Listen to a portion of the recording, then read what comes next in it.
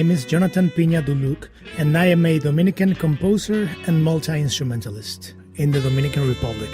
I was born and raised in Santiago de los Caballeros. I have a rock band called El Trio, which plays Dominican rock fusion with progressive influences.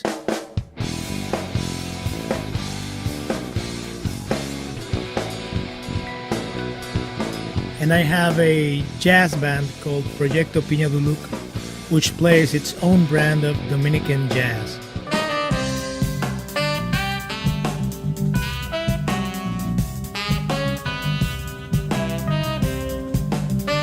I also started recording solo albums, which are more experimental and avant-garde in their sound and style, because it's something I always wanted to do, to test the boundaries of the different types of music I like to blend, which are rock music, Dominican music, classical influences, 20th century music, progressive music, especially prog rock, and also jazz and other improvisational music. My earliest influences were Dominican music, different styles of dance music, and also Latin troubadour and Spanish-speaking troubadours from all over the continent and also Spain. Then it was rock from the 70s, like Led Zeppelin, jazz from the 50s and 60s, like John Coltrane and Miles Davis, heavy metal from the 80s and 90s, like Metallica or Pantera or Soundgarden. Then it was more compositional stuff, especially 20th century classical music, like Stravinsky or Ligeti. And then the people who melded those influences with jazz and rock, like King Crimson and Frank Zappa and others. I have been performing since the late 90s and recording since the year 2004, something like that. So my current sound is the result of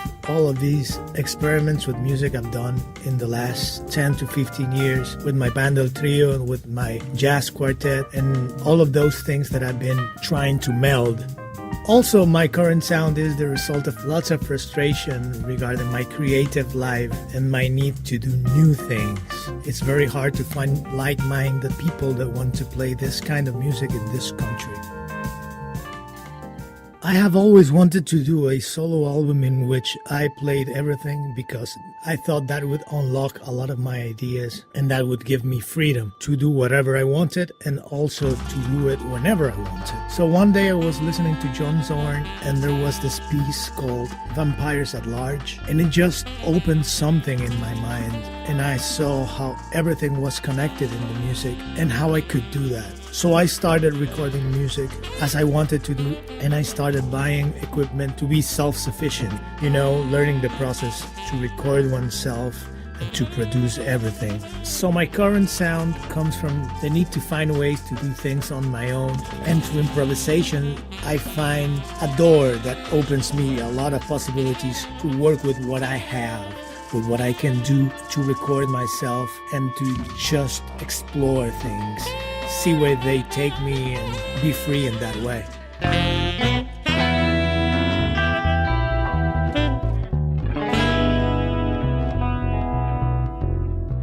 So this album is called Drip/Culebra. The process for this album has been very different to the others. One, because I did everything, and two, because I had to record it myself. I recorded everything at home, so I've been putting together a home studio for the last 2 years in order to be able to do this. It has saxophones, guitars, bass, and some percussion. It includes 2 suites and 3 standalone pieces. The instrumentation gets thicker and thicker as the album progresses. It was mixed by my longtime collaborator and friend Ivan Batista, and it was mastered at Sage Audio.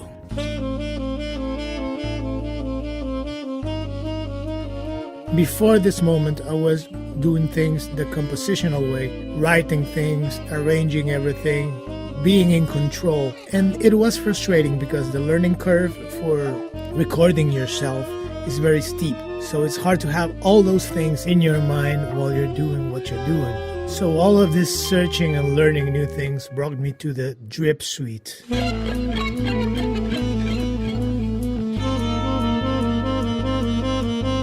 One day I was feeling particularly frustrated and even angry at my situation, health and creative. And I set up everything for recording and then just played. Just improvised melodies. And I just went with it, letting the form decide itself, just like Jackson Pollock would do, dripping paint into a canvas that's lying on the floor. So the process was very organic. So I did these first 8 pieces without any percussion, just to let the arrangements come to the foreground so that you can feel the notes, feel the music. There's a tactile thing involved. There's a dream quality to the music. There's an atmospheric quality to the music. I just want it to be very essential, in perfect balance of its elements, especially the compositional elements and the improvisational elements. So one of the bucket list things in my music has always been to write some great, compelling miniatures. And the Drip Suite is formed of 8 miniatures that I think are pretty good and I'm very proud of, and it's something I can scratch off my list.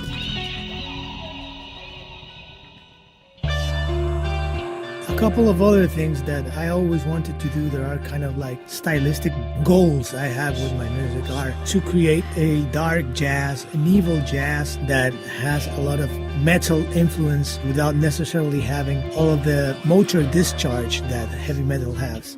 Another thing I always wanted to do was to create a psychedelic type of jazz that could be mixed with some stylistic influences from aleatory music, with some of those techniques of organized chaos. And in this album, I've started to develop some of these sounds. And this takes me to the artwork of the album. An extraordinarily beautiful artwork by artist Aurirus Vila from Santiago, which is an abstract painting with 2 colors that were the colors I was seeing in my mind while I was recording this music. And in the foreground is the image of a snake biting its own tail, which is an image that has been used to represent the cycle of life and death, and the balance between chaos and order, chaos being the thing that forces life to renew itself. And that's very important to me in this album because I think there's a balance between chaos and order here. And I think of this album as a rebirth of myself as a musician and as a composer. The other pieces of the new album have more percussion and are longer, but they also serve the purpose of creating a language with a great balance of elements, with an essential quality to them, a very tactile sound, very dreamlike, very visual, very much like the paintings of great artists like Jackson Pollock or Emile Nolde, which give me so much inspiration.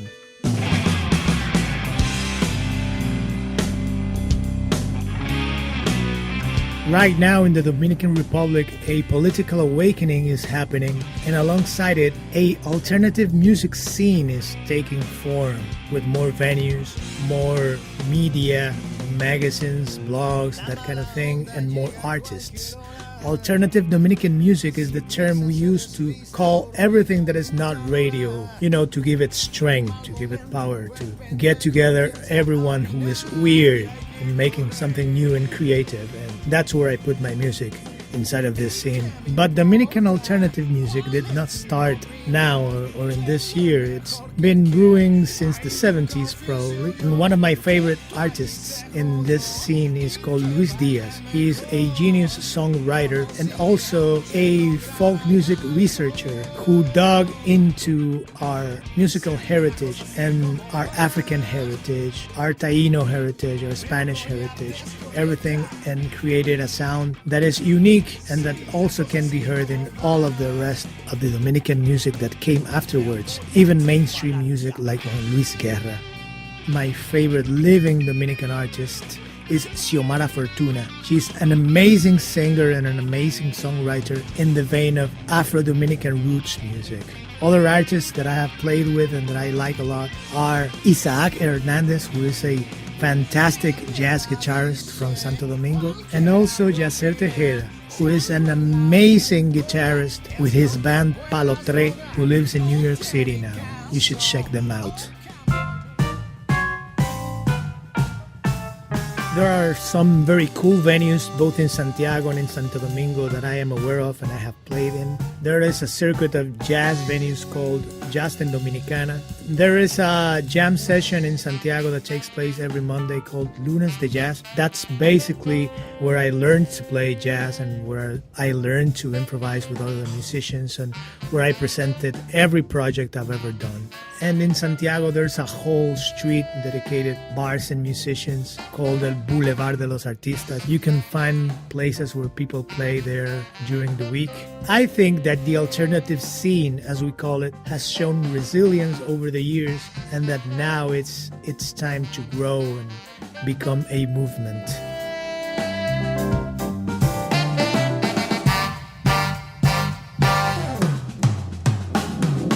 One thing most people wouldn't know about me is that I don't worship musicians or artists. I try to enjoy things as they are presented to me if I can enjoy them. If I can't enjoy them, I just let them pass.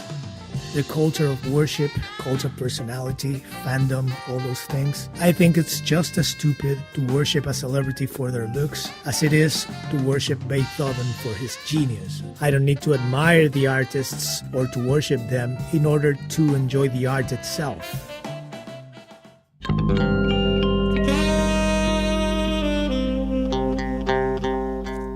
Yes, as I've said before, I've had health issues over the last 3 years, and those keep me from playing right. Especially they keep me from playing live because holding playing positions is very hard for me. I have problems with my left arm, my neck, and my upper back. So I've had a bunch of different diagnoses and different treatments, but still I have serious problems to play. Even though I have a lot of less pain, I had to make a lot of changes in lifestyle and do a lot of exercise.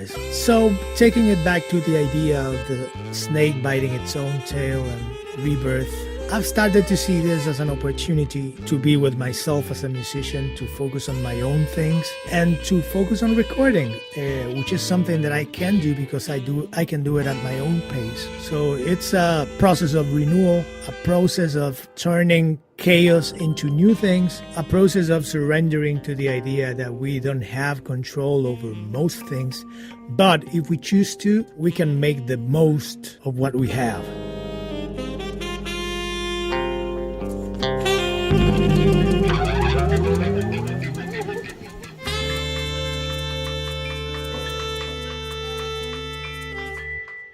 The best place where you can find everything about me, what I've done, what I'm doing, and what I'm gonna do in the future is my webpage, JonatanPiñaDuluc.com. Everything is there, all my projects, future and past. Also, you can follow me at Piña Duluc on the Twitter and get the record at JonatanPiñaDuluc.bandcamp.com. My name is Jonatan Piña Duluc. I am a Dominican musician. Thank you for having me on your great radio show. It's my favorite. It's been a pleasure.